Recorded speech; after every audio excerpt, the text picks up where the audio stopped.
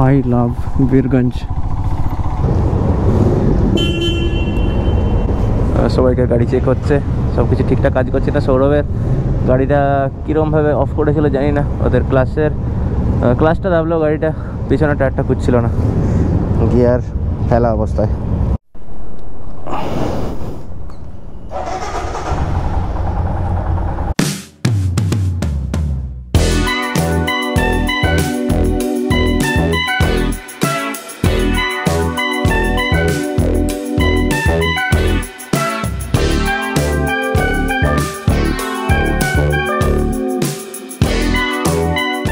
আমরা পাটনা থেকে বেরোলাম, হোটেল থেকে জাস্ট চেক আউট করলাম। সো গুড মর্নিং, কেমন আছেন সবাই? হর হর মহাদেব, সঙ্গে থাকুন, স্টে সেফ, স্টে টিউনড।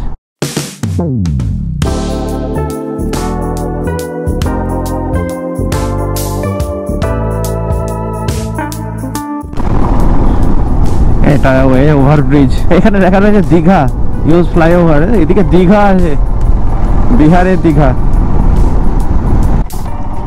আর এটা হচ্ছে ডবল ডেকার ওভারব্রিজ, মা গঙ্গার উপরে এই ওভারব্রিজটা বানানো আছে। তো নিচে দিয়ে ট্রেন লাইন আছে, ওপর দিয়ে যাচ্ছে বাস। আর আমরা এখন ওই ওভারব্রিজটার ওপরেই আছি। ওই দেখুন ট্রেন যাচ্ছে দূরে, ওই ট্রেনটা আর এটা একসাথে কোলাইড হবে এই ওভারব্রিজে। দারুণ একটা ইন্টারেস্টিং জিনিস, কিন্তু দারুণ জিনিস। এই ট্রেনটা নিচে দিয়ে যাবে আর আমরা ওপর দিয়ে যাব।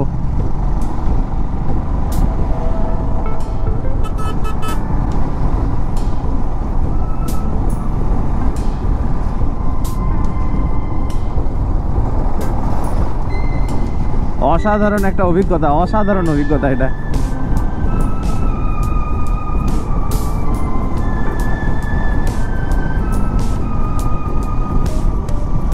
কুয়াশায় কিচ্ছু দেখা যাচ্ছে না, নিজের ওই পাড়ে কিচ্ছু দেখা যাচ্ছে না। আর এই মুহূর্তে আমাদের মানে ওভারব্রিজের তলায় ট্রেন যাচ্ছে। এইটাই প্রথম জীবনে অভিজ্ঞতা হলো আমাদের ওভারব্রিজের নিচে ট্রেন যাচ্ছে। ওয়াও,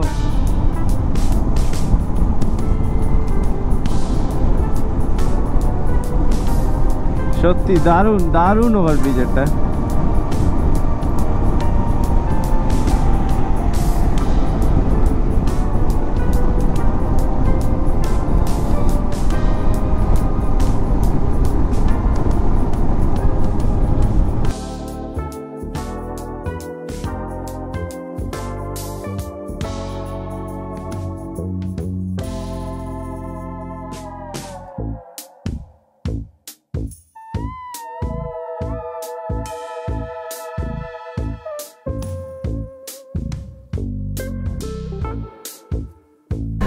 ये कौन सा जगह का नाम क्या है?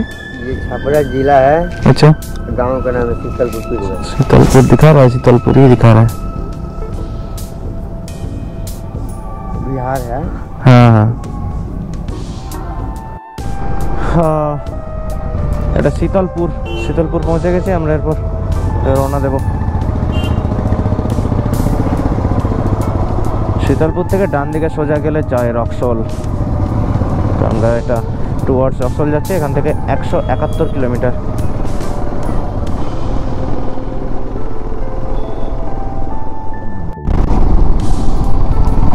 এটা কিন্তু পুরো গ্রামের রাস্তা, একদম পুরো গ্রামের রাস্তা। এখানে বেশি জোরে গাড়ি চালানো যাবে না। এদিক থেকে ওদিক থেকে ছেলেপুলে ঢুকে যাচ্ছে, তো আস্তে চালানোই বেটার।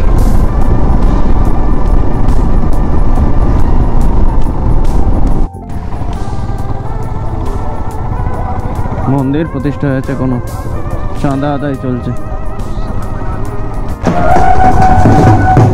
আর কি যাচ্ছে ব্যান্ড বাজা বাজিয়ে, মারা গেছে মানুষ, সব নিয়ে যাচ্ছে ব্যান্ড বাজিয়ে। এটা জীবনে প্রথমবার দেখলাম।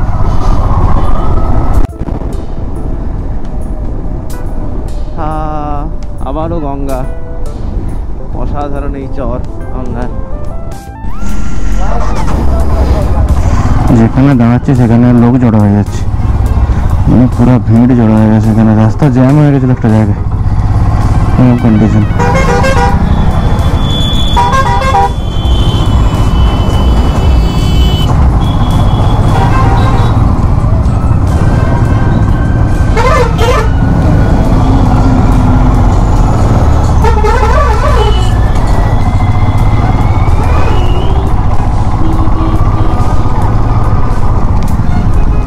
গাড়ির ক্লাচের অবস্থা খারাপ। সৌরভের গাড়ির ক্লাচটা ধরলে টায়ারটা ঘোরার কথা, কিন্তু টায়ারটা আটকে যাচ্ছে। দেখি এনফিল্ডে শোরুম একটা রাস্তায় পেলাম। এই গ্রামের রাস্তায় যাওয়া, আরে বাপরে, যেখানে সেখানে লোক ঢুকে যাচ্ছে, রাস্তা খারাপ, জ্যাম। তারপর আমি পিছিয়ে পড়েছিলাম।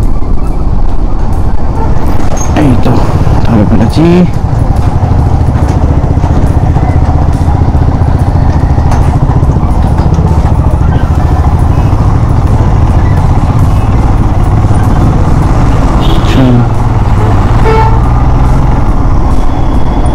জীবনে আমি এতবার কোনোদিন বাঁ দিক দিয়ে ওভারটেক করিনি, যতবার এই নেপাল ট্রিপে শুধু বিহারটুকুতে করেছি। সবাই বাঁ দিক দিয়ে চালাচ্ছে, মানে বাঁ দিক দিয়ে ওভারটেক করছে।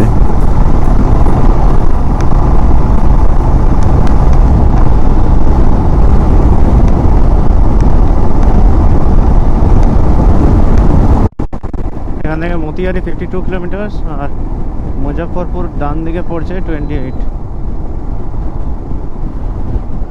এটা হচ্ছে মতিপুর, আর মতিপুর থেকে একদম দারুণ রাস্তা আছে পুরো মতিহারি পর্যন্ত।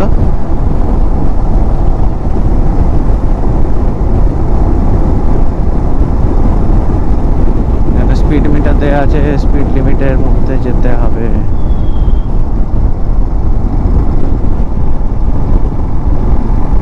স্পিড লিমিটের মধ্যে যেতে হবে, ঠিক আছে। এরপর চলে যাও, কোনো ব্যাপার না। হয়তো আগে ট্রাফিক দাঁড়িয়ে থাকে, ফাইন মারবে।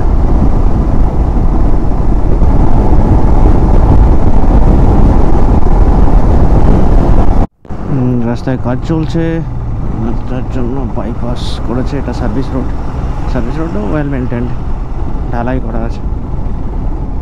আর এটা একটা টোল।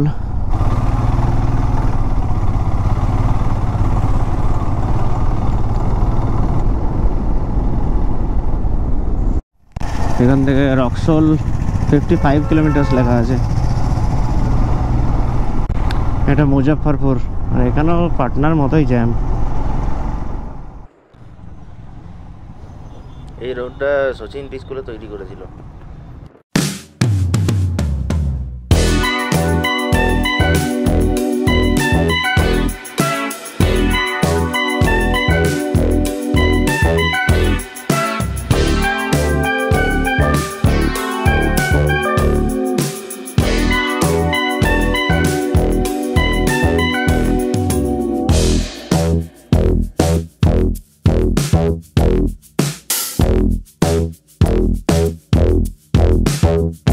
এই টোলটা হচ্ছে ইন্ডিয়ার নেপাল বর্ডারে লাস্ট টোল।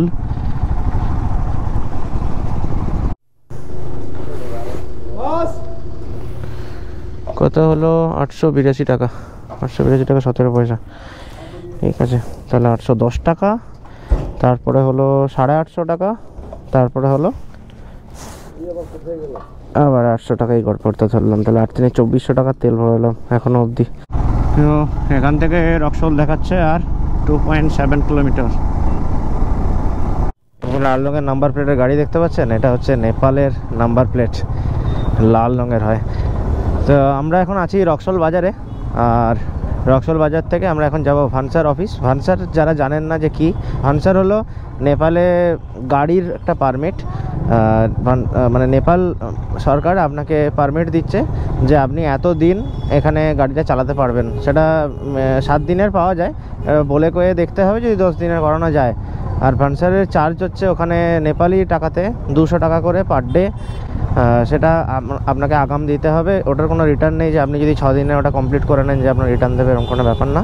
আর তার আগে একটা জিনিস বলে দিই যে ভানসার করাতে আপনার লাগে নেপালি টাকা, ইন্ডিয়ান টাকা নয়। তার আগে তাহলে আমাকে নেপালি টাকা এক্সচেঞ্জ করাতে হবে ইন্ডিয়ান টাকা থেকে। রেলগাড়ি যাচ্ছে, একবার জ্যাম দেখুন, ওরে বাপরে জ্যাম, জ্যাম দেখা যায় না। আবার দেখলাম যে দাঁড়ানোর জায়গাটাও নেই। অবস্থাটা দেখুন একবার শুধু।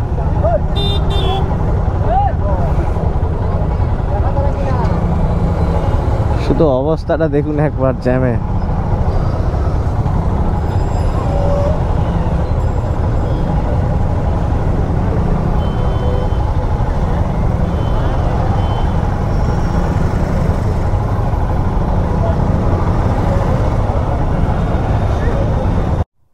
এইটা হলো ইন্ডিয়ার কাস্টম অফিস। আর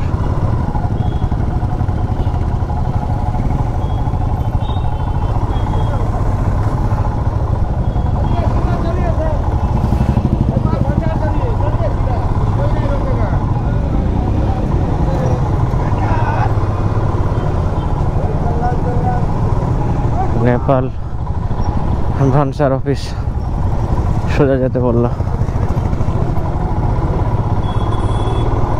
নেপালের মেন গেটটা ক্রস করে এখান থেকে বীরগঞ্জ কাস্টম অফিস, মানে বীরগঞ্জ ভানসার অফিস আর কি যাকে বলে, এখান থেকে আমরা ভানসার করাবো।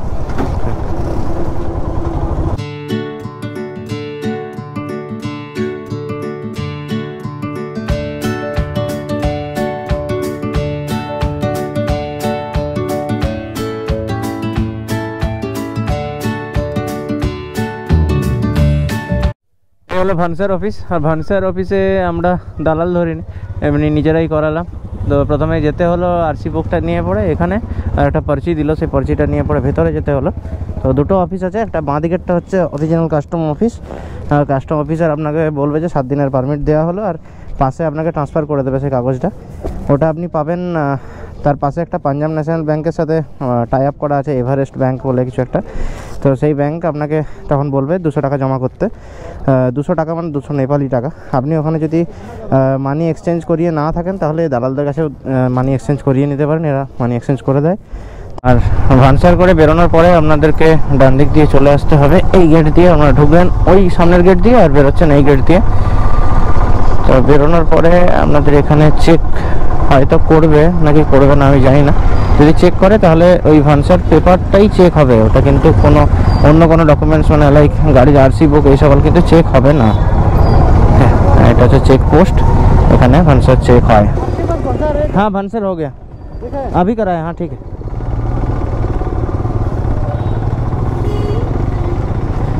তো চলুন যাওয়া যাক। আমরা ওরা চেক করলো না কিছু, বাট জিজ্ঞাসা করে নিল যে ভানসার আছে কি না।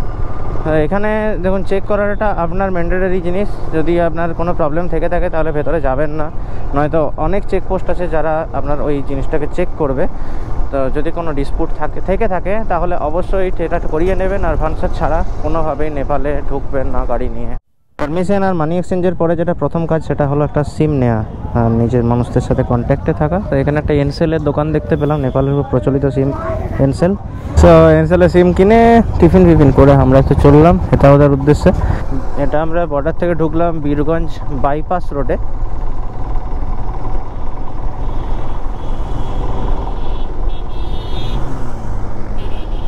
সাফারি আমরা এনসেল সিম চুজ করলাম কারণ সব জায়গায় এনসেল নেটওয়ার্ক প্রোভাইড করে মোটামুটি নেপালের। আর আমাদের সর্বমোট খরচা হয়েছিল টোটাল 1750 টাকা, যেটা 5 দিয়ে ডিভাইড করলে দাঁড়ায় 350 টাকা করে প্রতিজন। আর এর মধ্যে আমরা পেয়েছি লোকাল কল 50 মিনিট আর আনলিমিটেড ডেটা। আর